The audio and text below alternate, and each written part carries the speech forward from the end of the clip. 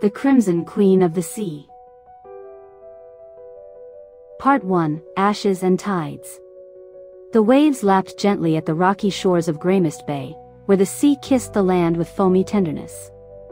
The village was quiet at dawn, only the gulls calling in the distance and the scent of salt and smoke mixing in the cold morning air.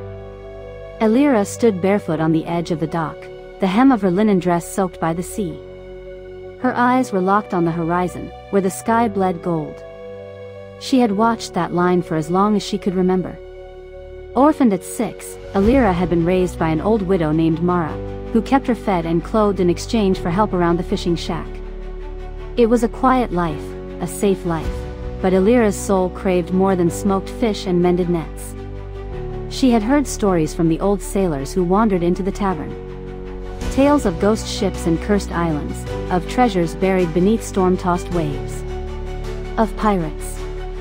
Especially one, the mysterious Crimson Queen, who ruled the seas with fire in her hair and a dagger in her smile. Elira had memorized every tale. Daydreaming again? Mara called from behind, her voice as rough as dried seaweed. Elira didn't look back. One day I'll go beyond that horizon. You'll find nothing but death and disappointment. Better than nets and nettles, she muttered. Mara sighed and went back inside. Elira remained until the sun burned fully into the sky. That night, the pirates came. The village burned under torchlight as screams echoed into the sea. Elira awoke to the smell of smoke and the crackle of fire devouring wood. She barely had time to grab her boots and flee into the hills behind the village. She watched, hidden among the rocks, as the Black Scale crew tore through homes.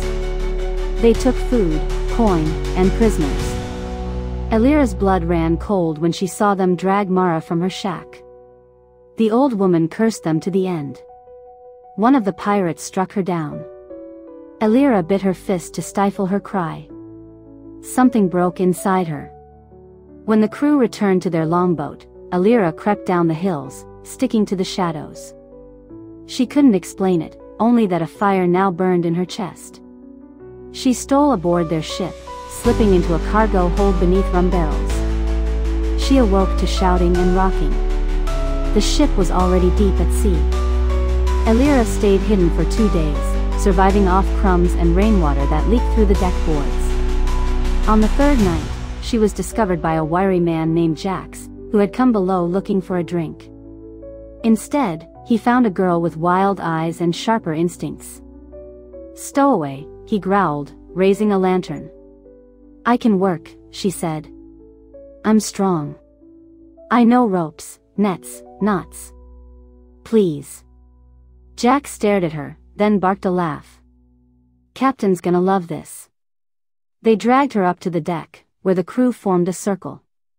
At the center stood a broad-shouldered man with silver in his beard and cruelty in his smile, Captain Roger of the Black Scale. "A little rat," he said, grabbing Elira by the collar. "What's your name, girl?" Eli, she lied quickly. "Just Eli." He narrowed his eyes. "You're not the first brat to sneak aboard, but you might be the boldest. Fine. If you want to be one of us, you'll work for it." So she did. Part 2, Salt and Steel. Life aboard the Black Serpent, the Black Scale's flagship, was brutal, but Elira refused to bend. Every morning, she woke before the sun to scrub the decks, haul barrels, and patch sails. By night, she listened, silent and observant, as the crew swapped tales of sea beasts and rival pirates over mugs of spiced rum.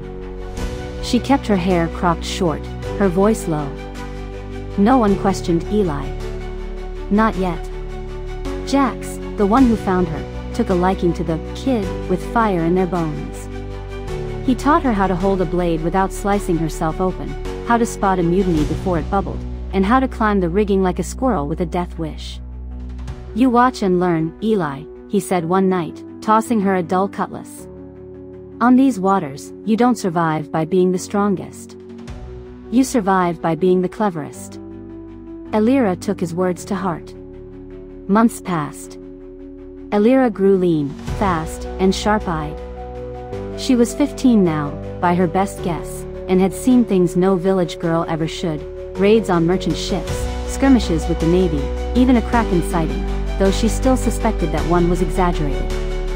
She never forgot what the Black Scale crew did to her village, but she held her revenge close, like a blade she wasn't ready to draw. Captain Roger noticed her. "That scrawny pup learns fast," he said once. "Might be useful, if he doesn't die." One evening, during a fog-drenched raid on a merchant galley, Elira proved her worth. She had scaled the side ropes, slipped through the smoke, and cut the captain's sail rope in the dark, leaving the merchant ship helpless. The prize was golden spice and pearls. Roger called her to the quarterdeck. "You're no ordinary deck rat. Maybe you're pirate enough." Elira met his gaze. "I want more than scraps. Do you now?" He chuckled, dark and slow. "Climb too high, and you'll fall, boy. I'll learn to fly." He liked that answer. But not everyone on the crew shared Roger's respect. There was Creel, the quartermaster, who hated Elira with a quiet, burning loathing.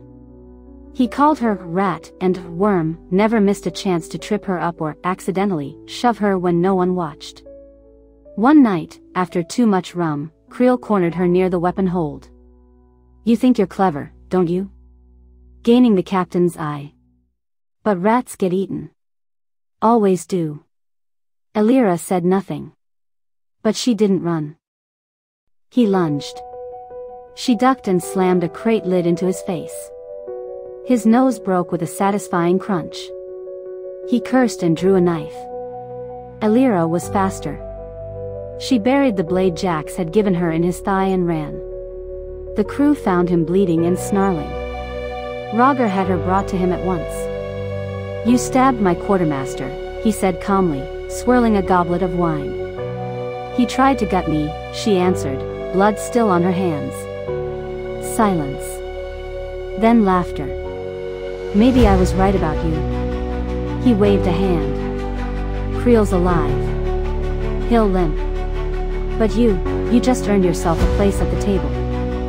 From that day on, Elira was more than a deckhand. She was a raider, a blade in the captain's circle. But with power came peril. She started hearing whispers among the crew. Discontent.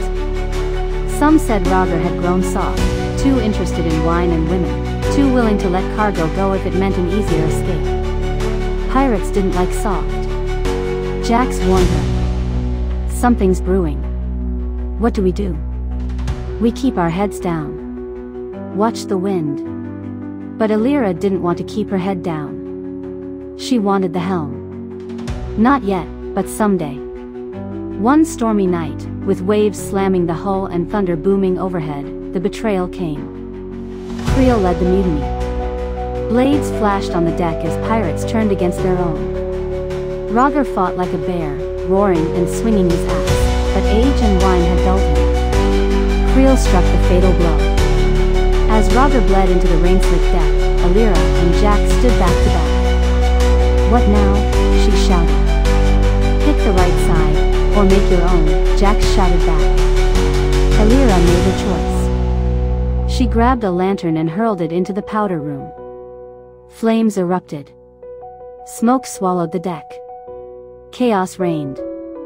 In the confusion, she and Jax leapt overboard. They clung to driftwood until morning. The black serpent burned behind them, a distant flame on the horizon.